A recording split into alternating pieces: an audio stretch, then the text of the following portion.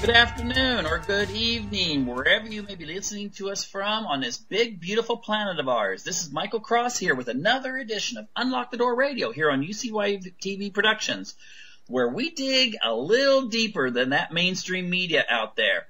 Well, that's not that difficult, is it? Because the mainstream media really doesn't seem to want to tackle big issues anymore.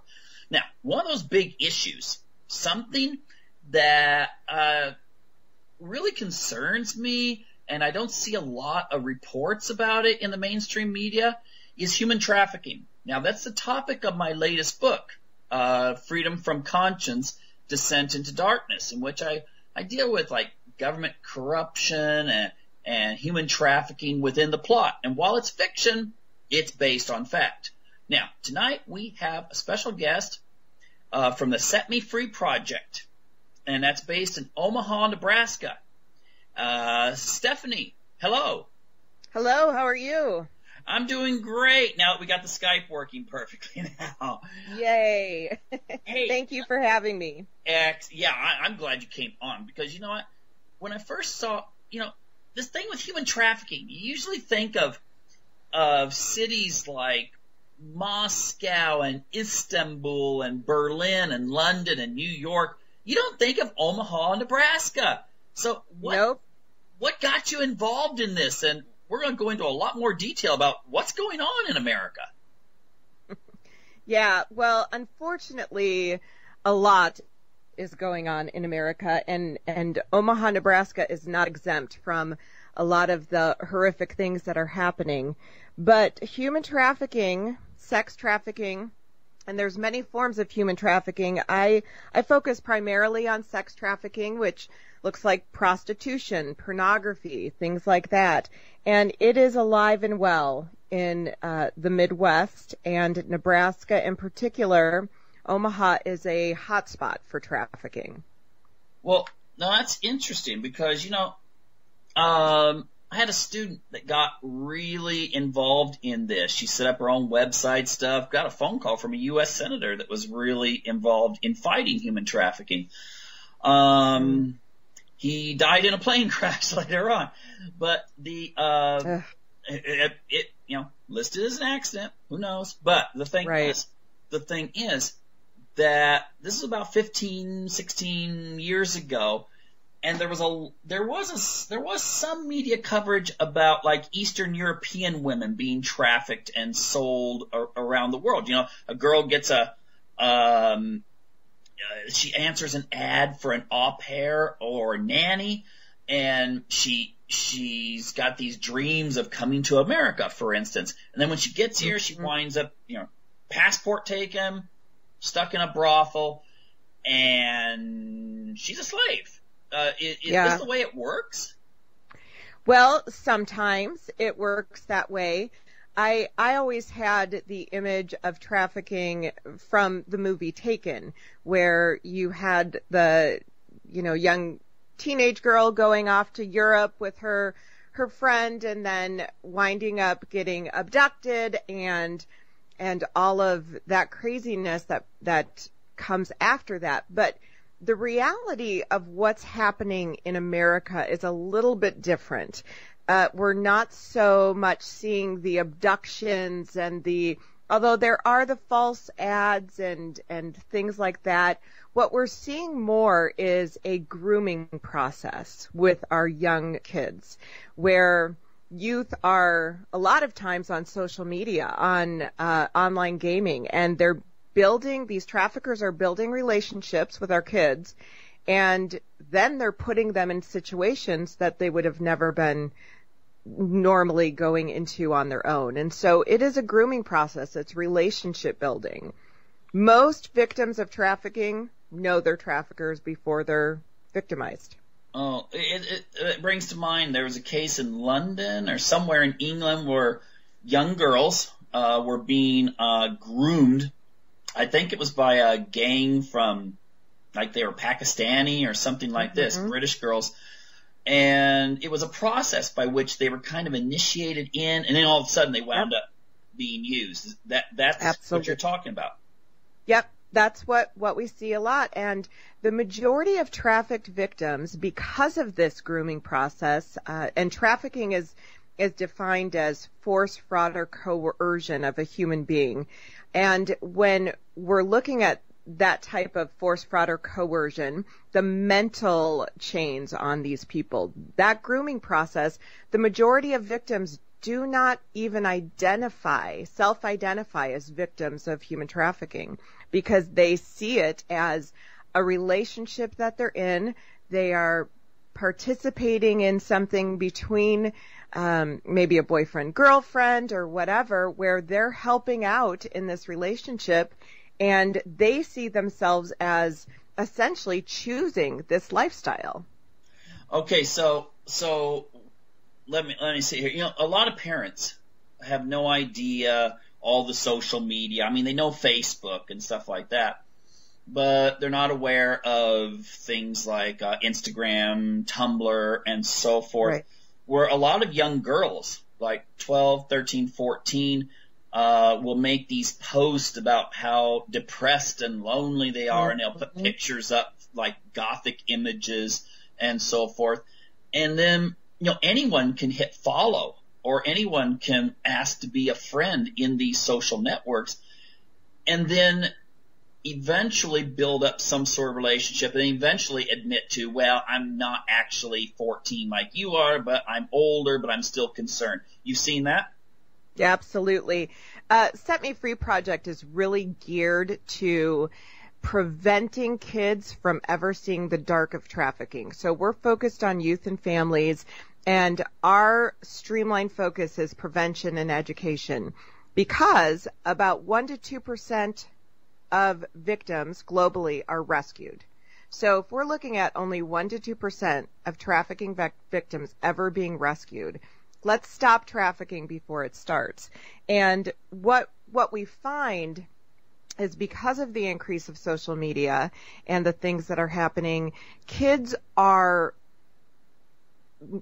global. I mean, and they are posting things about themselves that you would never say to a total stranger. And because a lot of their self-esteem and self-worth comes from, how many likes do I have on social media? How many followers do I have on social media? They are allowing people to follow them that they would never necessarily talk to in real life.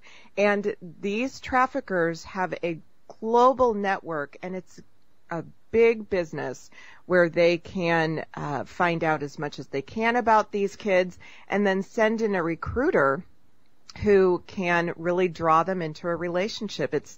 It's remarkably terrifying what happens. So it's a lot more advanced than, like, let's say when I was in high school, when they had discotheques still. That might date me a little bit. But I remember they were warning people. I lived in Oregon, and they were warning young girls to be careful of these agents that were, they were agents of, like, live sex shows in Japan. And they would come over and they'd talk to these young girls at discotheques and say, hey, you're beautiful and everything. Would you like to come to Japan and be a model? Yep. And then get them there. But this is way more advanced, this social media thing, because you know everything about the person in the first place. Exactly. That's exactly right. And I always say I am so grateful social media did not exist when I was young, because it's nightmarish, really. And the things that people can find out about you, the things that the kids are posting on social media is terrifying. And they don't even realize that I did a little experiment on a gal that I am friends with on Facebook, which is considered the innocent social media. And I found out every piece of information I would possibly need as a cute young guy who wanted to recruit this gal into trafficking and build a relationship. And it does not take much for information to be passed on the internet and through social media. So let me see how this might work. Because I think sometimes people get a disconnect they think of trafficking involving women living in third world countries or Russian girls tricked or something like that. But it sounds like that the trafficker would actually aim more towards the kind of the middle class type of girl, wouldn't they? You know, kind of the that would be the cream of the crop, that if they got Sure. them, then Absolutely. do they cost more? I mean, if they get the kind of the girl next door versus the runaway that's shooting drugs or something? Well, the average age of entry into prostitution for girls is 12 to 14. For boys, it's 11. And the trend is the younger that you have, the higher the price point, essentially. And so you are going to get more money with a girl that's younger. You're going to get, boys are even more profitable than girls are. And so that's kind of the trend. Now, traffickers go after the vulnerable, and that can be a very high percentage of traffic victims have been through the foster care system at some point. Runaways are remarkably vulnerable. There's a statistic that says 1 in 3 runaways within 48 hours will be approached by a trafficker. So within 48 hours of your child running away, they are going to be targeted by a trafficker. And so they definitely go after the vulnerable, and whether that vulnerable child is vulnerable because of sexual abuse or because of drugs or because of a bad family life, they're going to be targeted. But what people need to understand is exactly what you said. Your child could be vulnerable because they post, yeah, my parents are being jerks today, and they post something on social media, and that trafficker swoops in and has compassion and relates to what they're saying, and they're building a relationship, and boom, that child is vulnerable. So I think if I could get one message to parents out there, or just the community as a whole, globally, it would be your child is at risk. And it doesn't matter where you live, doesn't matter who you are, doesn't matter, your child is at risk. Yeah, I mean, the interesting thing is I know someone who she was living in Lebanon, going to university there. I mean, that's kind of an interesting destination, you know, Lebanon. Yeah. And I'm not talking about Lebanon, Oregon. I'm talking about Lebanon, Beirut. And it's peaceful now. But the thing is that she was going to go on a tour with a couple friends throughout the Middle East. And her father insisted, and he said, you know, every time when you get off the airplane, first thing you do is you contact the embassy and let them know where you're at. Yes. Because, you know, if you get abducted, there's no way to find you. Right. And then we have the situation where we have, but you know, within the America, I've heard some pretty big horror stories about young girls. They go to Hollywood. They've been doing this since the 1920s. They go to Hollywood, and they get into this as well, and wind up getting, like, you know, sold off to, like, really rich, well-connected type people. Mm-hmm. And that's the thing that's important to remember. I think sometimes when we think of a prostitute, our perception needs to change on what a prostitute is, what a pimp is, and what a buyer is, or as we've referred to them as Johns. And if we think of the prostitute on the streets who is there because she is doing drugs and she's choosing this lifestyle, and we think of the pimp as this really cool guy who's got all of this money and gold teeth and chains, and then we think of the buyer as somebody who's some scumbag on the street who is just needing, you know, sex for $15, we really need to change our perception. That happens out there, but the reality is that a pimp is a scumbag trafficker, and a prostitute is a victim, and the buyers let's face it, they usually have money. And so a lot of times when we're thinking about the power players in our society, the people who could actually stop this from happening, a lot of times they're complicit. And so, you were talking about somebody accidentally dying. That happens because this is a very big business. Sex trafficking and labor trafficking alone is a $150 billion industry.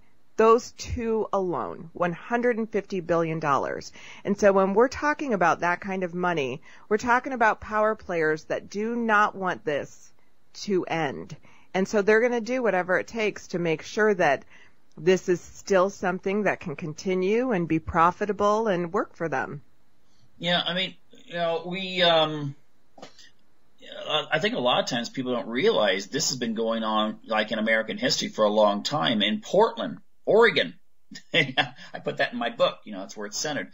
But in Portland, Oregon, they used to do this thing where, you'd get like a sailor, you'd get him drunk, and it was just like those Sweeney Todd, that Sweeney Todd movie where suddenly the chair goes out and they fall down into this underground place, and then the chair goes back up. They really had this, and then the guy wakes up and he's on a boat heading to, and that's why they call it Shanghai, because he's on a boat, they're already gone, and he's going to be on that boat, or else he can swim back home. But they did that with young girls too, that they would capture them and they'd either wind up in a brothel somewhere or even sold internationally, because there's the slave trade. It was really big, what they call white slavery was big in those days. Yep. In Greece, they still Turkey still raided Greece for sex slaves up until the end of the First World War. I mean, this is part of history. This is not a new problem, that is for sure.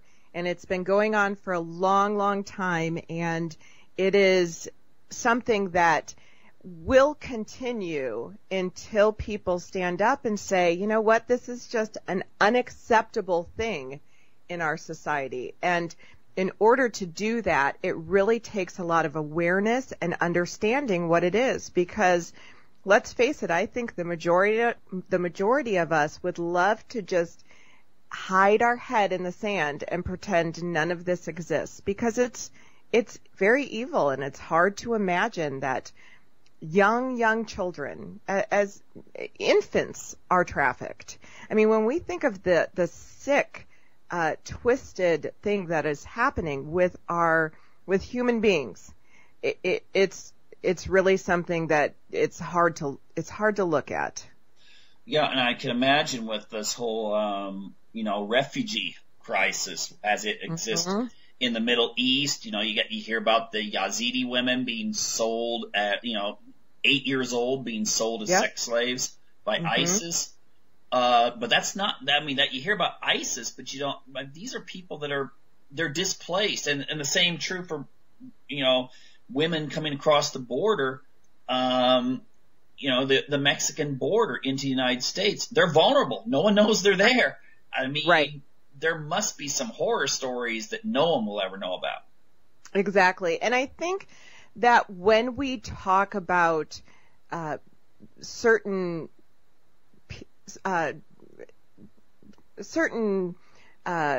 groups of people, like ISIS or like refugees or whatever it may be, it's really easy to create almost a caricature of these people, as if they do not exist as true human beings, because it's not right in front of our face.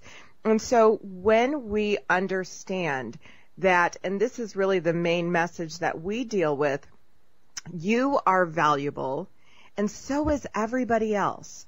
And these are human beings that we're dealing with. And, you mentioned the political structure. We do a lot with cyberbullying, and it goes back to that value piece.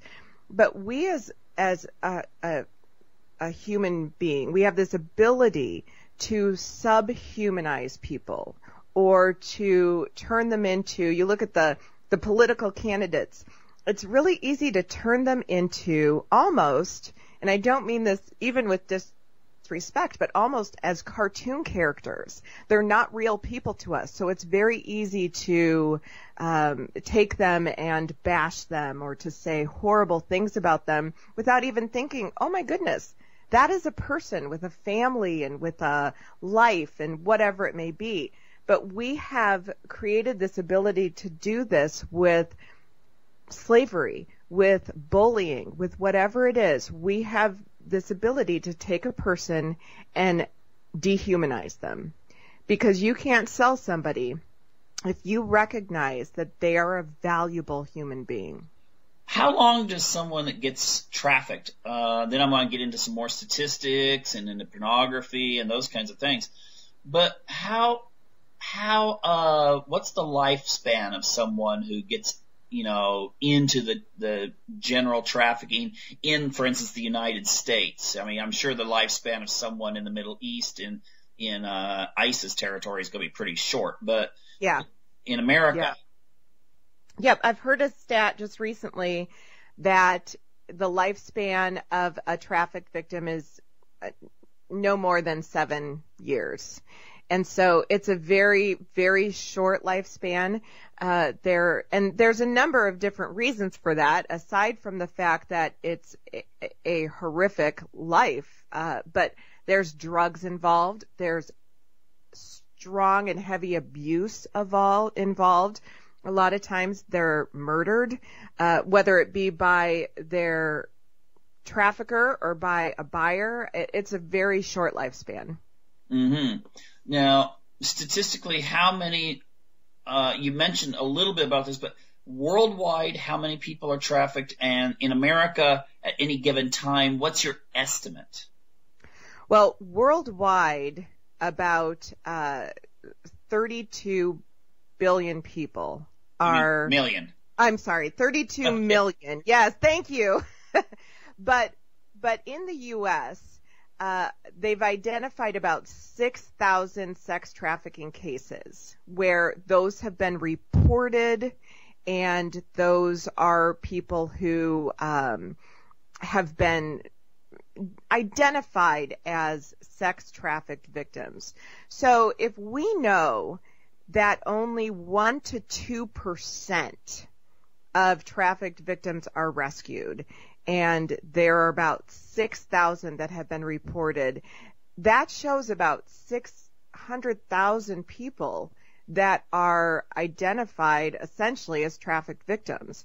And so the numbers are really tough. Data in this area is very difficult because a lot of data is taken off of rescued victims, which is very low. So it's a very tough thing to find data for, but it's a much bigger number than is being reported.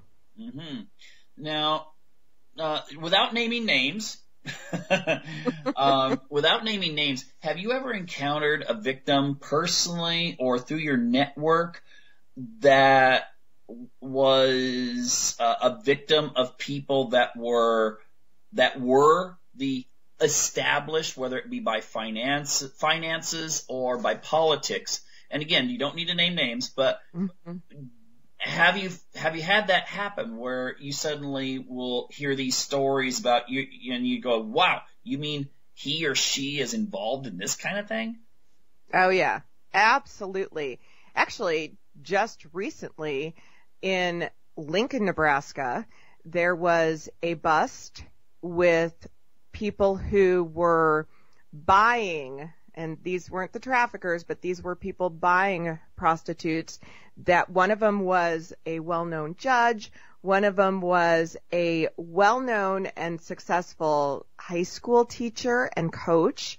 It happens all the time. As far as people who have been victimized by traffickers or big business, yes. Omaha, unfortunately, has a very sordid history when it comes to trafficking. And in Omaha, there was a huge scandal that happened in the 1980s called the Franklin Scandal. You can Google that.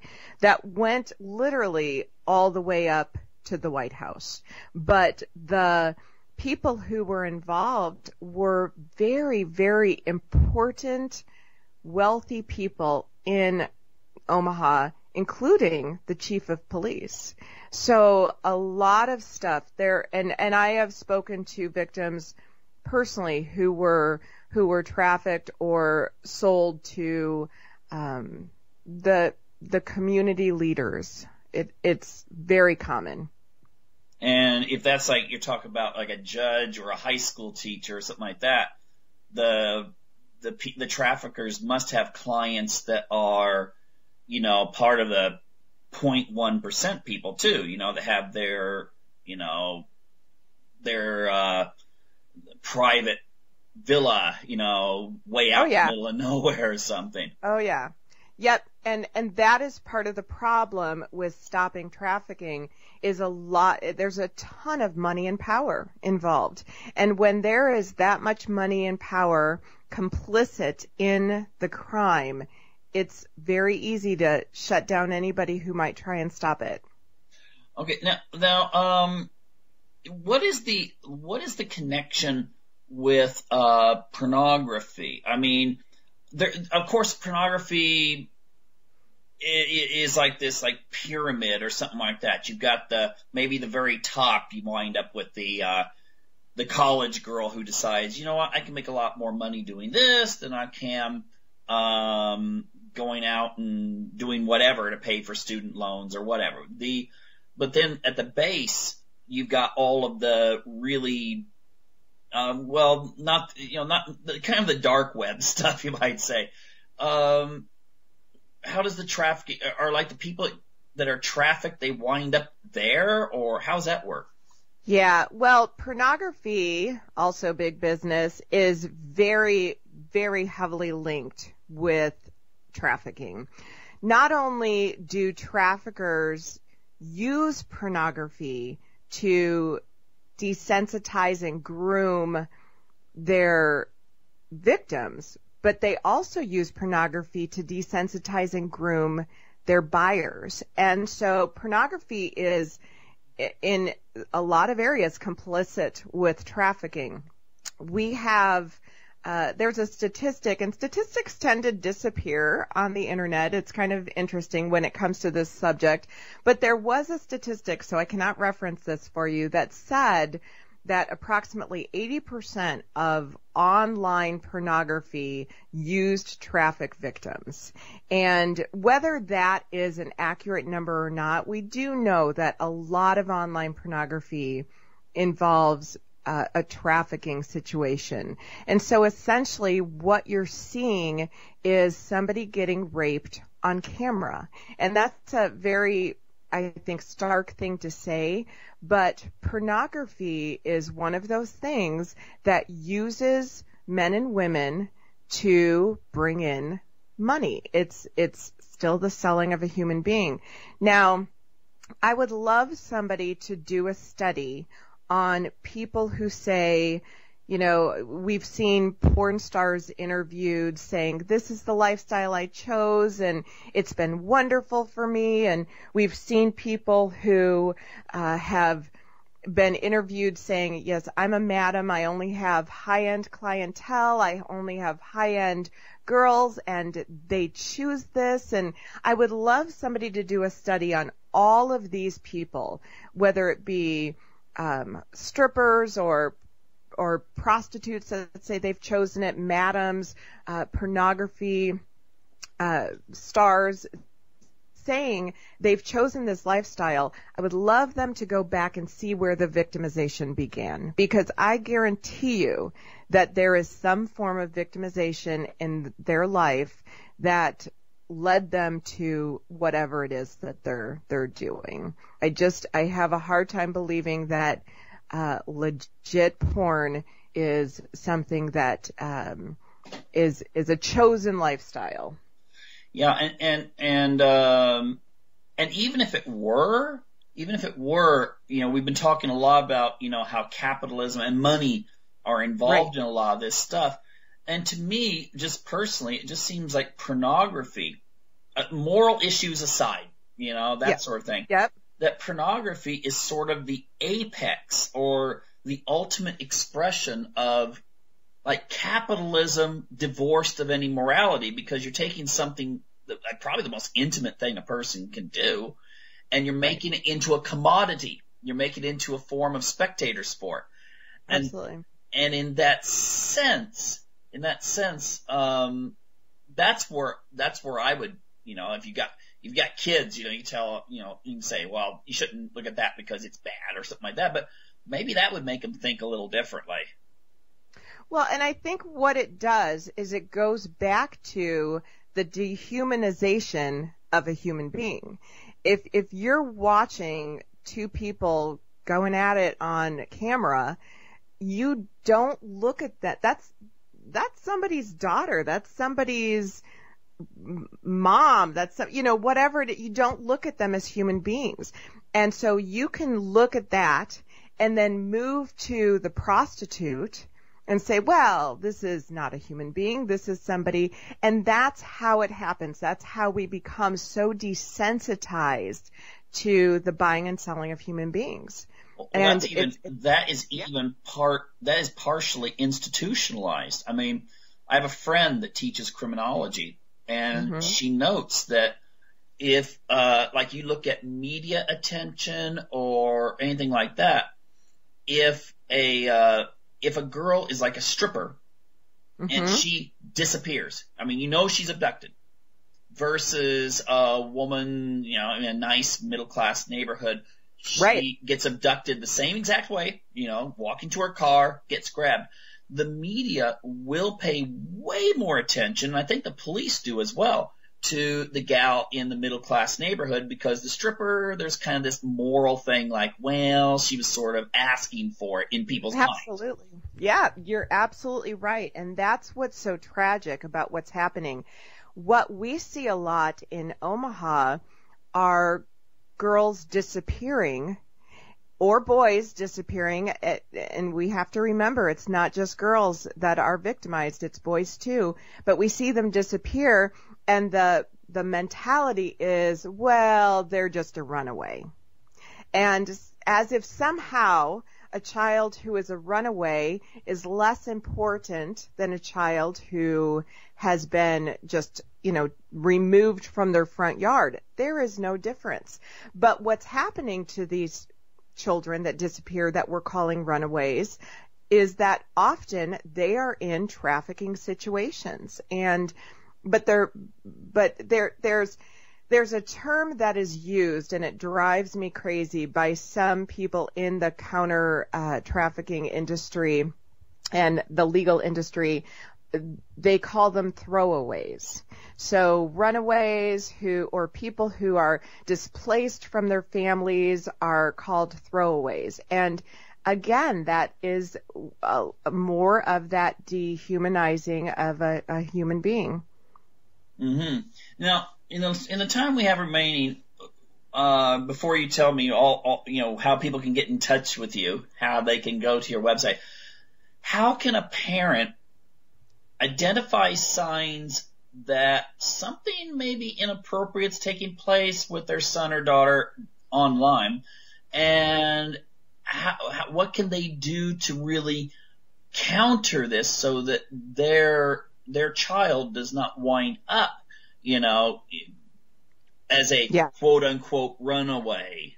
That is a great question. I always tell parents that they need to know where their kids are at all times in the real world and in cyber world. And I'll have parents say, but the privacy issue, my children are 15, 12, and 10, and they can have all of the privacy that they need in the bathroom. Everywhere else, it's mine, because I know how dangerous it is out there, and I want to make sure they're protected. And so as parents, we need to be going through their social media. We need to know exactly what they're doing online. We need to know who they're friends with, who they're talking to. There's a study that says if your kids have more, and we're talking middle school, high school, have more than 200 followers, which to a kid is not a lot. That would just do them in. But 200 followers, their rate of victimization and cyberbullying increases significantly. So if we've got kids who have more than 200 followers, there's a huge likelihood that they have a predator following them. Why? Because kids don't really know 200 people. And so as parents, that's something we can do. But I think the biggest thing that parents need to do is keep very good open communication with their kids. If it's relationship building that is happening in the trafficking world, we need to build bigger and better relationships. I always tell parents, the traffickers have huge networks. We need to build bigger ones. And so having those open communication lines with our kids, knowing where they are, being available for our kids to come to us and say, okay, this is what's going on, and maybe not reacting on the outside until you hear the whole story, and then being somebody that our kids can come to and trust with information that is hard for us to hear sometimes. And so those are some of the things that we really try and instill in parents. And then little stuff like, hey, have a charging station where all media by, say, 10 o'clock goes in one spot so our kids aren't up in the middle of the night on social media. Be checking them randomly, have random media checks. Those are all things that we as parents need to do. That's really inconvenient and takes a lot of time, but our kids are worth it. And I would much rather have my kid be annoyed with me because I'm going through their social media than have them disappear one day. Oh, absolutely. Now, how can people reach your organization? Yes, well, they can go to setmefreeproject.net. They can email us at info@setmefreeproject.net, or Stephanie, if they want to email me directly. And our phone number is 1-800-716-9853. And we love to we'll travel anywhere to talk to kids. We go into schools. We'll talk to kids wherever they are about how to stay safe from human trafficking and social media safety. And we love to talk to parents and community members on how to keep our kids safe and how to spot a trafficked victim if one happens to cross our path, and then what to do about it. Oh, absolutely excellent. Excellent organization, great goals, and I commend you for your efforts. Thank you very much. Okay, and I'm definitely gonna be having you back in the future. I would love that. Seriously. I would love that. Okay, well, this ends our first half of the show, and I hope people will check underneath. If this is on YouTube, check underneath, and I'll have links to Stephanie's organization and other information as well. Think more,